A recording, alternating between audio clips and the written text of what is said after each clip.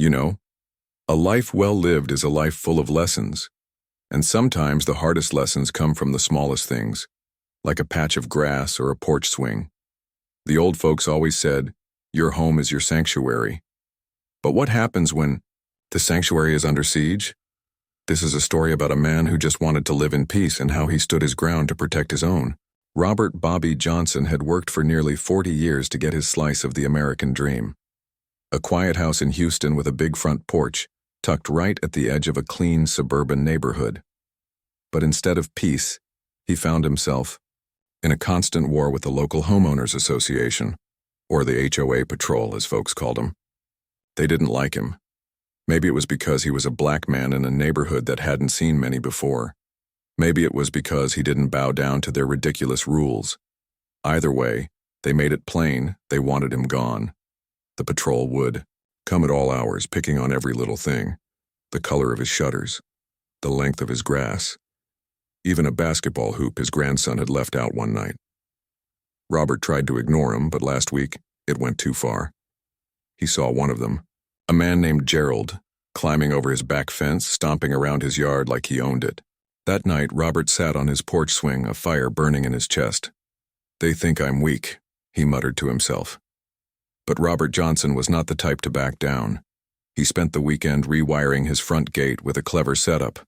Not deadly, just enough electricity to make anyone who touched it jump back like they'd seen a ghost.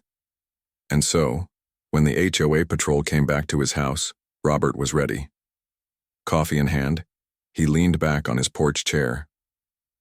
"This time," he said softly, "the fence is gonna bite back." Now, Robert wasn't always one to stir up trouble. In his community, he was known for being a kind and generous man. He'd often mow his elderly neighbor's lawn without asking for a dime. He'd let the kids from down the street play basketball in his driveway. And when a storm knocked down half a tree, he used his own chainsaw to clear the whole street while everyone else stayed inside. But kindness, he realized, didn't mean much to people who saw only what they wanted to see. The HOA patrol, led by that Gerald character, had a reputation for bullying. They'd pick on single mothers, elderly folks, and anyone who didn't fit their picture-perfect mold. Robert, with his bold personality and refusal to be pushed around, became their favorite target. It started with letters, warnings about violations that didn't even exist. Then came the fines, hundreds of dollars for things Robert never did. And finally, the invasion of his privacy, stepping into his yard, snapping photos, even peeking through his windows. Robert had complained to the board several times, but nothing ever came of it. His neighbors would whisper that Gerald had connections and it wasn't worth the fight. But for Robert, the limit had been reached. He didn't want violence. He didn't want revenge. He just wanted respect and safety for his family. That's why he came up with his plan. Using his background as an electrician, Robert installed a harmless but shocking charge across the metal gate of his fence. It wouldn't hurt anyone for good, but it would send a loud and clear message. "This is my property. Stay out." The night before, Robert sat on his porch and looked at the stars. His wife worried he was going too far, but he just shook his head. "They won't listen," he said, "until they feel what it's like to cross the line." The next afternoon, Robert didn't have to wait long. The familiar white HOA patrol truck rolled down the street, stopping right in front of his house. Gerald stepped out with his clipboard, flanked by his partner. Robert stayed still on the porch, pretending to read his newspaper. His heart pounded in his chest, but his face was as calm as a Sunday morning. Gerald muttered something to his partner, then marched straight to the fence. Without a thought, he grabbed the top bar to pull himself over just like he had done before. But this time, sparks cracked and popped. Gerald yelped as a jolt surged through his hand. He stumbled back, shaking his arm wildly, his face twisted with shock and anger. "What the?" he hollered, his voice sharp and high. Robert slowly put down his paper, took a long sip of his coffee, and said, "Private property means private. I was born at night, but not last night." The second officer hesitated, clearly spooked. He whispered to Gerald, urging him to stop, but Gerald's pride burned hotter than his hand. He glared at Robert. "This ain't over. You can't do that." Robert leaned forward. "Oh, but I can. And I will. You don't get to break into my yard anymore. You're gonna find out fat meat is greasy." The officer pulled Gerald back to the truck, but not before Robert noticed something. Neighbors were watching. Curtains shifted, doors cracked open, and people peeked out. For the first time, the community was seeing the HOA for what they really were. Bullies, caught in the act. The following week, everything exploded.